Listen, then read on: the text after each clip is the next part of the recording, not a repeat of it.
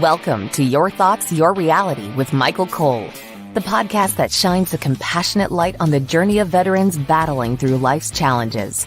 Michael is a dual elite certified neuroencoding specialist in coaching and keynote training presentations, dedicated to guiding military veterans as they navigate the intricate pathways of post-deployment life. Join him as we delve into the profound realm of neuroencoding science, empowering these brave individuals to conquer universal battles, procrastination, self-doubt, fear, and more. Together, let's uncover the strength within you to re-engage with families and society, forging a new path forward. Hello, everybody. So today I have a special guest, super excited. We have Stephen Breadwood. 17 years of military experience, including 7 as an Airborne Commando and medic. He's a co-founder, we're going to talk about this, super excited, and chair of Veterans House Alliance International, an organization dedicated to helping veterans and supporting them. Stephen is also a talent. I'm gonna have that every once in a while. Stephen is a talented musician, as you can see all the cool stuff back there. We've been talking for about 15 minutes now, just about music and stuff.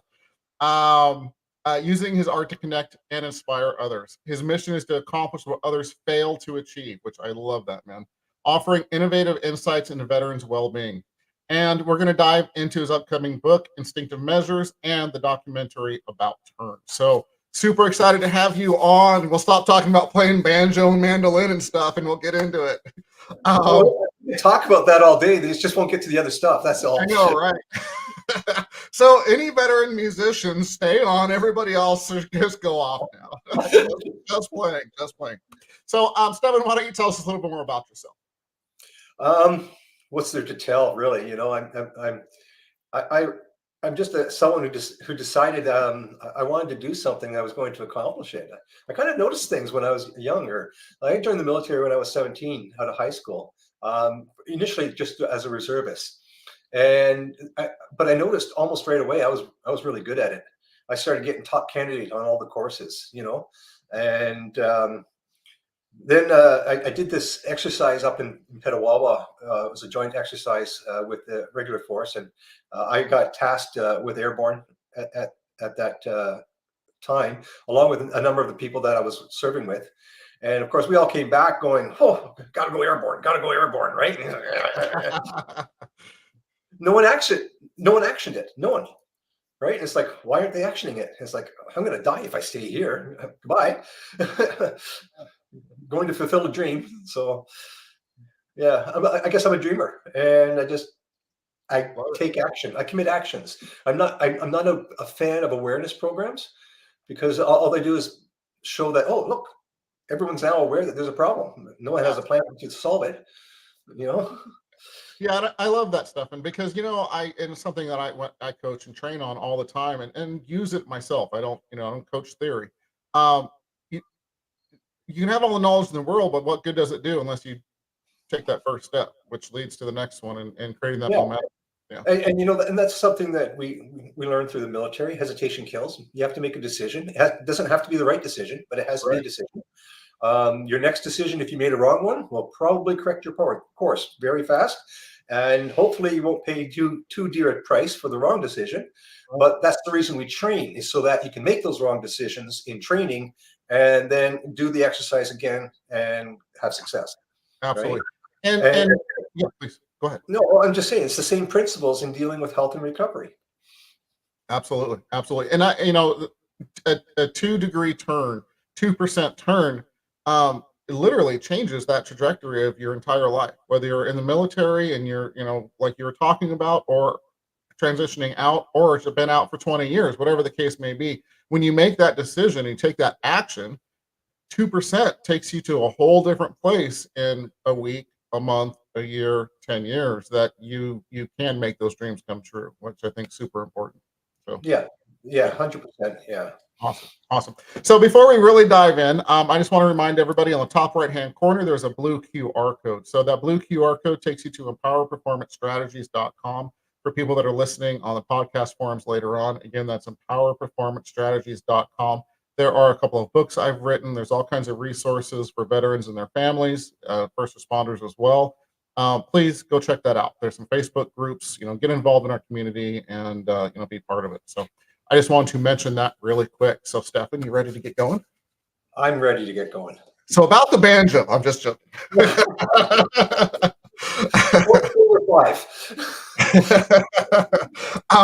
So can you share some of your experiences in Airborne Commando and medic that shaped your understanding and challenges veterans face during the transition to civilian life and after? Yeah. Being in the Canadian military makes you an expert on adversity. Okay. If you're not paying attention to what's going on in Canada right now, you need to go online and look it up. There is no equipment. There is no money. It is a woke agenda. So it's all about the individual. It's nothing more about teamwork or fighting as a team to go into battle. Like it's gone. So the military I knew, it no longer exists.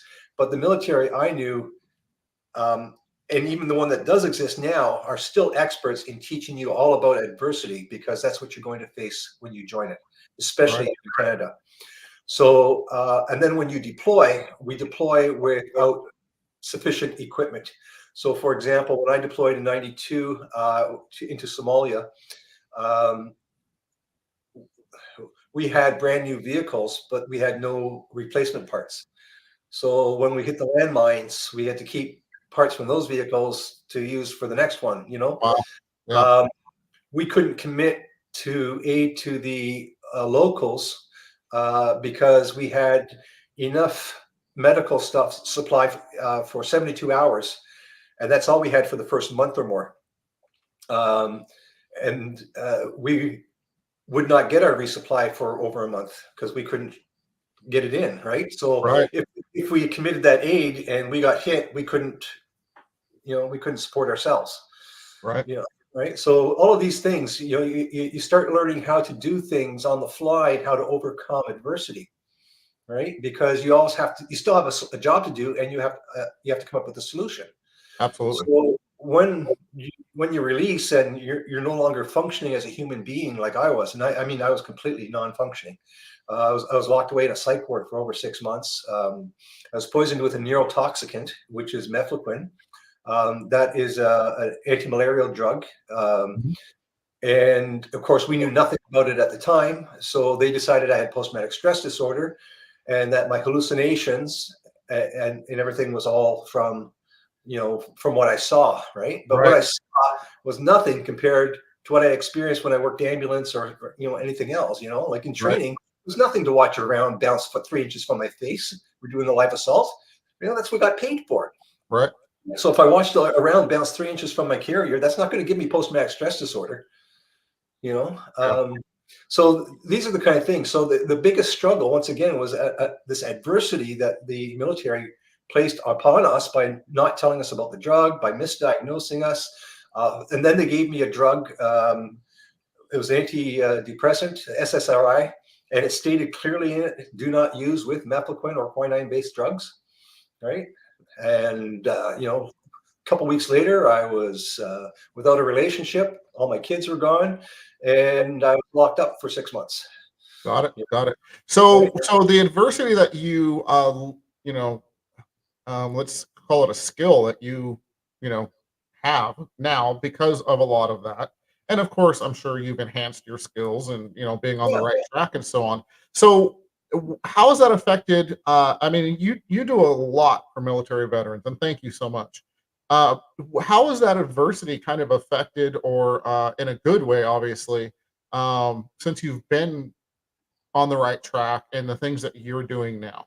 What has that really taught you? And it's just conditioned, or are there more skill sets that you've added to that, I guess, as time went on? Yeah. So one of the first things I had to accept, and it took 20 years, and had someone been there, I probably could have learned a lot faster. Yeah. With a lot less loss. Yeah, and I think we can all say that, right? I mean, we can all go back. I literally talking to somebody yesterday, if we can just take a second. Sure. we literally were talking about yesterday. It was, and I say this and we hear this constantly. Man, if I would have known that 20 years ago, where would I be now? But here's the thing: is where we are now is where we're supposed to be, That's right? right. Because if something changed and we had, Back to the Future, Michael J. Fox, and we went back in time and did all that stuff, how would life be different potentially for the people that we're helping? Well, like we spoke briefly about what's going on right in my life just before we got on. So I'm going to bring that up in just a second, because I think it answers what you just spoke on. Yeah. Before I speak on that, the first thing I had to learn was that my personality, who I was, had been amputated, right? And no amount of drug, right, was ever going to provide a new personality. True. Yeah. Right. Yeah. I had to rebuild that from scratch. Mhm. And so one of the analogies I use is how long does it take to grow a brain? Right. Mm. The answer is usually about 9 months before it can sustain itself. Right. And even then, it requires a lot of assistance from an external source for a number of years. Right. Yeah. And then when we get a little bit bigger, we start being able to wear pants. Then we try to put them on. And I have a great memory of and a picture of my brother Kirk. I love telling the story because it's an embarrassment to him. And he's got his underwear on one leg and his shorts on the other. And he's quite proud of himself because he accomplished it. He successfully got his leg into his underwear and his pants. Right. And within a few days to a week, he managed to do both correctly. But even then, Mom still had to tell him, you're not wearing that one today, but change your underwear, man. Holy jeez, Kirk. No, like these are the things that we need someone doing this for us, right? We should never enter into recovery or trauma or healing alone. First, right? So the first thing we have to have is the knowledge that we're amputated, right? It may not be physical, especially if it's a mental health, but the skill you had before you no longer have. It doesn't mean you can't rebuild it. Mhm. It may not be the same.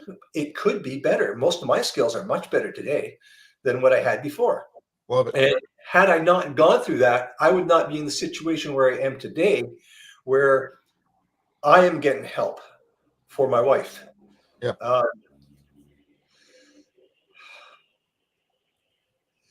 She's in hospital right now, diagnosed with stage 4 cancer. Her liver is about 4 times the normal size. And within 24 hours, I have more assistance coming at me than most people will ever have in a lifetime. It's amazing. And that's because I am connected to a network. Yeah. Yeah.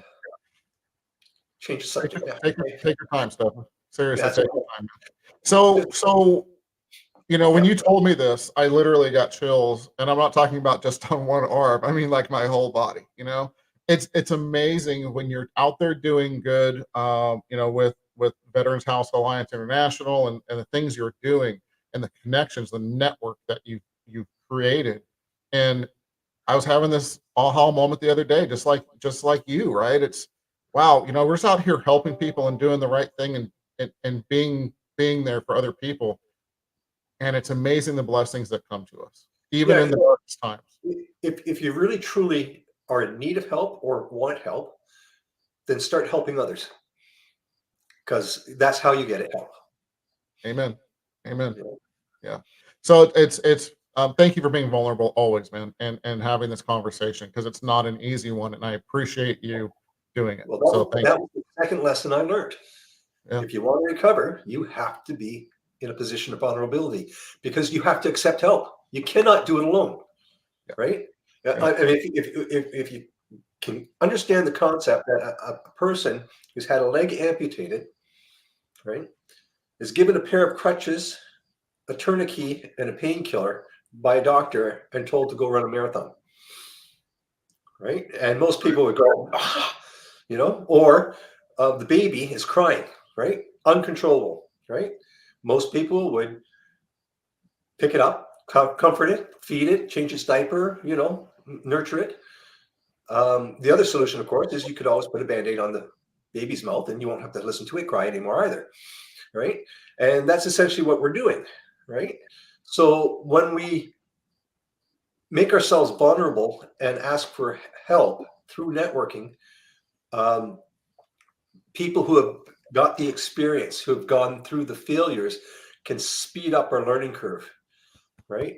So yesterday I was having a conversation with the oncologist, and there's, I'm not, I have zero faith and zero trust in the medical system up here in Canada. I've been damaged by it far too many times, and they're just a group of narcissists. So you can imagine, I was biting my tongue a lot having this conversation. Sure. But I did ask a couple key things, and one of the things I asked the doctor was, I said, "What's your position on cannabis?" And she said, "I'm in full support of it. If you want to do that, I will back you 100%." And I was not quite ready for that. And so then we did talk about it a little bit, and what we did is, I said, like, I don't want you to not know what we're doing, and I don't want to not know what you're doing. So I had to put down everything that we're going to give. And all I did, went off the documentaries there that Kim Salteri had done on cannabis.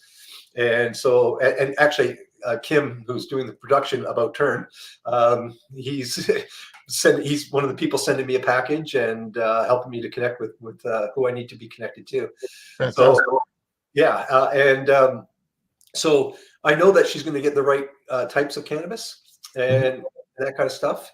And, so I was talking to the doctor, and it was a very brief conversation. I'm going to write down exactly what I'm giving her, when she's getting it, how she's getting it, right? And then your staff can report that she received it. And I already know that they are not going to do any treatment because their first words were, "She is terminal." So if my wife is alive to be on your podcast in a few weeks' time and feeling much better, or even if in a couple months' time, it will be because of that network, not because of the oncologist. Well, I will give the oncologist credit for backing us. Yeah. No, and that's great that the communication's open. I mean, I think that's super important, regardless of past and or future, if you will. But if that communication is open, and I think this goes with anything in life, is that communication is open, it's always going to be better, period. Yeah, and it was the third thing I learned as well. Like I said, everything connects, right? It does. It's amazing.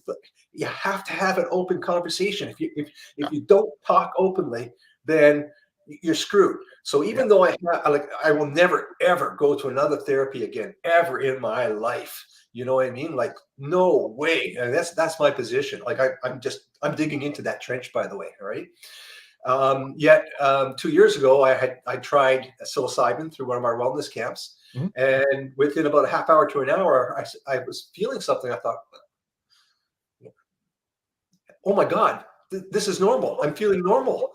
I remember this feeling. It's been 30 years. How is it I'm feeling normal? Right. Right. So this is the so I then had to come home, and then I had to figure out what my doses is going to be. Right. So I had to run an experiment on my own at home, and I didn't want to do that without supports in place because of the high likelihood that I could have a very serious hallucination. Right. Of course. Yeah. And especially, I'm not going to go into that, but I think it's super important. I'd love to talk to you more, off camera about some of this stuff.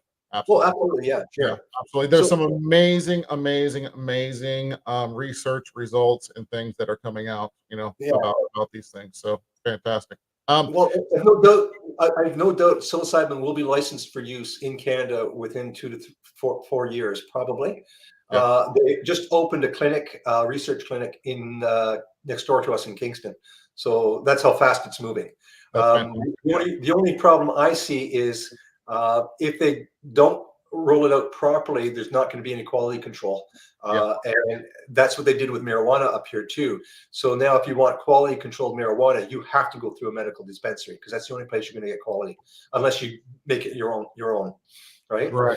Yeah, and I think it's super important with all of it Yeah. to have that. So Yeah. fantastic. So anyway, what I was getting at, we got a little bit off topic, but it's still related. Okay, Um, it's organic conversation, like I said. I know, yeah, because it's still about psilocybin, right? Yeah. So I had to run this experiment.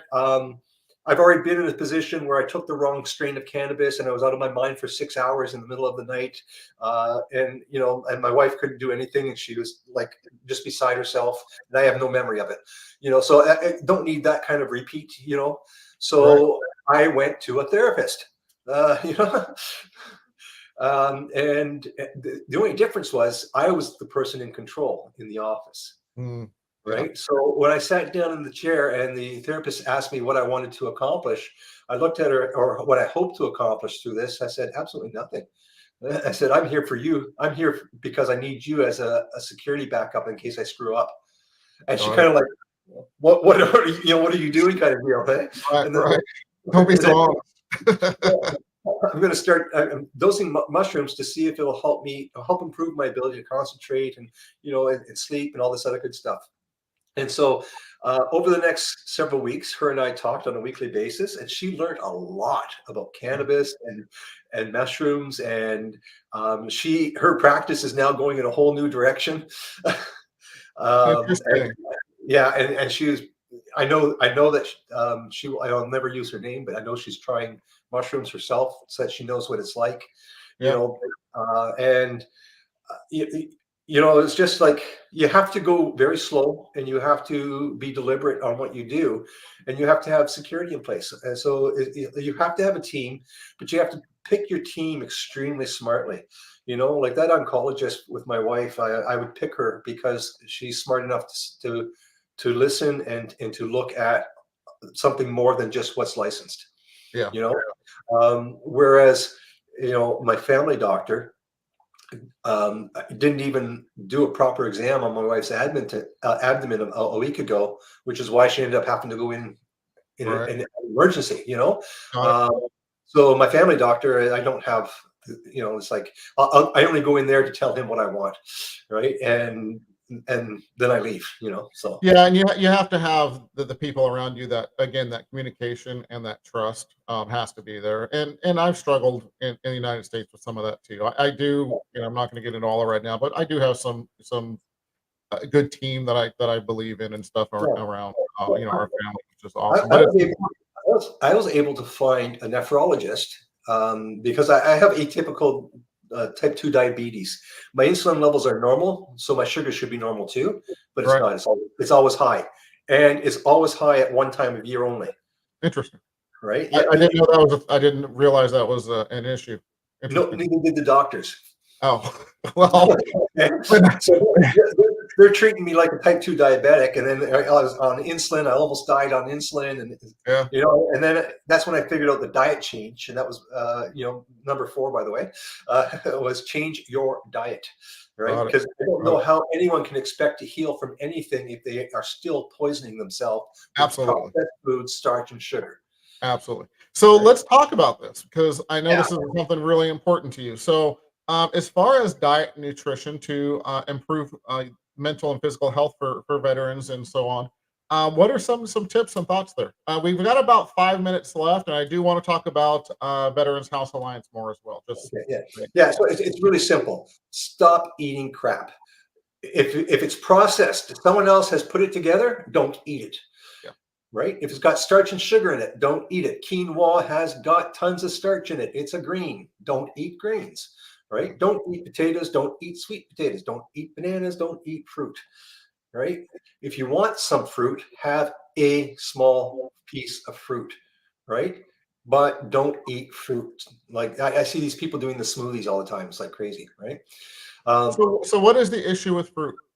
So the issue with fruit is that fruit, it contains sugar, Of right? course. And all sugar has to be converted and stored as fat before it can be burned, Got it. Yep. right? And all starch is equal and converts to sugar and Of then course. into fat. It's, So for every tablespoon of starch, you're getting a tablespoon of sugar, yeah. Yeah. right? So the big key is, you eliminate those things, and now you've stopped putting poison into your body. Yeah.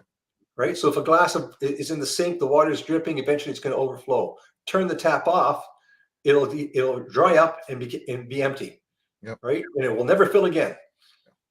Right? And with weight loss, of course, when you don't have the sugars, your body starts using Less stress. Yeah, Less stress. Your body starts processing things, right? yeah, And then the plant-based approach to healing. You do not need to be stoned and high and smoking weed 24/7. You need THC, but you can take that at night when you go to bed. You'll get tired and you go to sleep, right? That's your indication that it's time to go to sleep, right? When you get tired after taking your THC.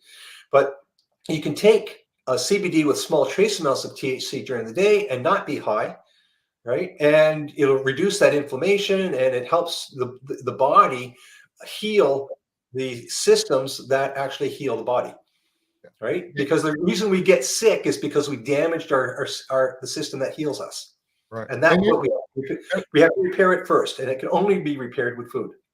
Yeah, and I'm a big believer in most diseases can be prevented and or eliminated with proper nutrition. That's right. Get rid of those sugars, the inflammation, all that stuff starts going away. My wife had been taking CBD for the past year, but she stopped. Got it. Right, and because she'd been having problems, right, but when she stopped, that's when things escalated. Right now, had we known, then we would have increased what she was getting. Yeah, right. And I didn't realize there was a correlation between those. Interesting. I always, and it's my ignorance to it, to be honest. I always associated the use of cannabis and so forth for especially people with chemo and to help with appetite and those kinds of things.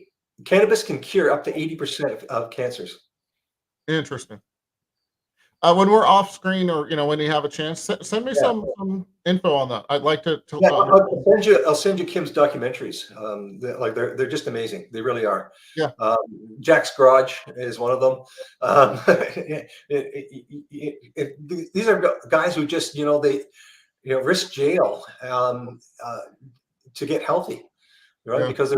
Because the system wanted to punish them for not participating in the for-profit model, and I'm not sure this is an exact amount, but I think the actual success on chemo is only roughly 33% from a lot of cancers, so. Yeah. Thanks for sharing this. And everybody here, do your own research. Look, that's why I always want to learn more. And I think in 5 years, 10 years from now, all this research that's just starting to come out or just being done, it's really going to be a different game out there. Now that everyone's not watching TV anymore, and they're watching podcasts instead, yeah, the information is going to explode. Yeah, I think we're about to have an information explosion. Hopefully, I'm right there with you. Let's do it.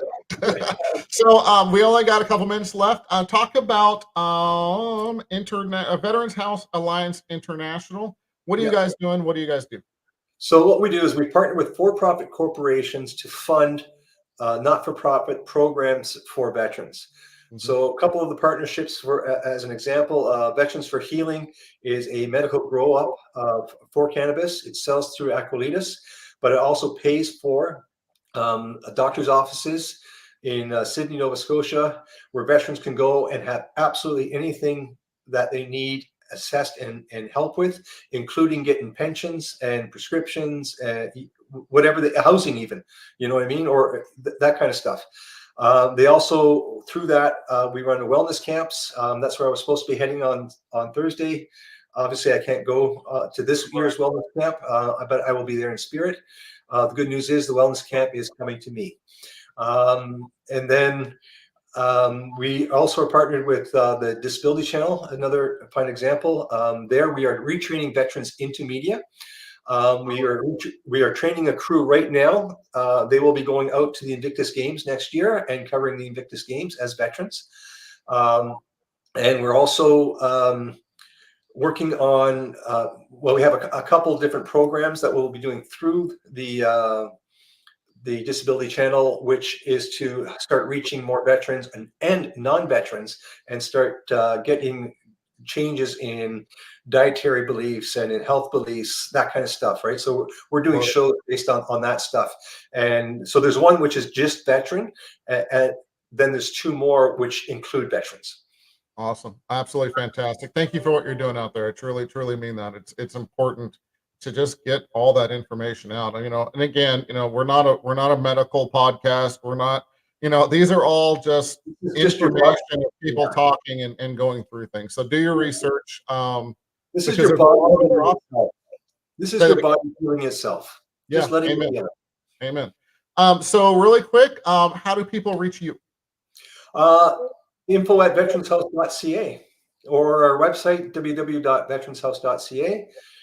There is a Veterans House Canada. That is not us. We are Veterans House Alliance International. We don't have our new website coming up. And actually, as a small funny story, we granted the name Veterans House Canada to the other organization. Yeah, love it, love it. And I love my wife just popped up. Yeah. Do your own research, figure out what's right for you, but keep an open mind. Amen. Because that's the important part. Yeah, absolutely. Thank you, my beautiful wife. I almost said thank you, beautiful, but I didn't. You're a good-looking guy, Stephen, but I didn't want any miscommunication there. I still assumed it was me. Amen, man.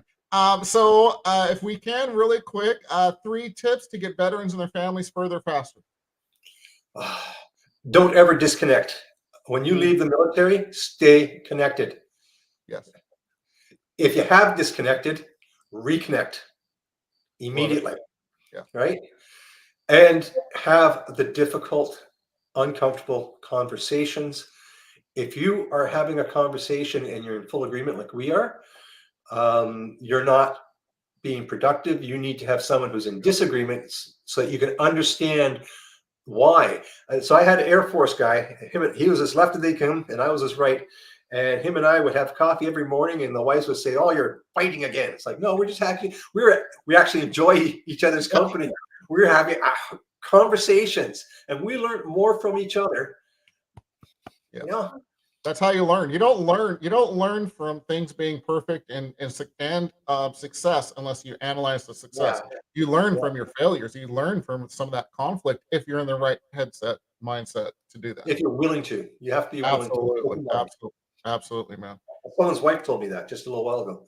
Yeah, fantastic, man. So, hey, thank you for being on the show. Of course, time is the most precious resource we have. As human beings, thank you for spending this time. I know you got a lot going on in your life, and I'm honored, honestly, that you spent the time, man. I truly, truly am. So thank you. My pleasure. Thank you. All right, guys. And on that note, we are out of here. Bye, everybody. Thank you for joining us on another insightful journey of Your Thoughts, Your Reality podcast with your host, Michael Cole. We hope the conversation sparked some thoughts that resonate with you. To dive deeper into empowering your thoughts and enhancing your reality, visit empowerperformancestrategies.com. Remember, your thoughts shape your reality, so make them count. Until next time, stay inspired and keep creating the reality you desire. Catch you on the next episode.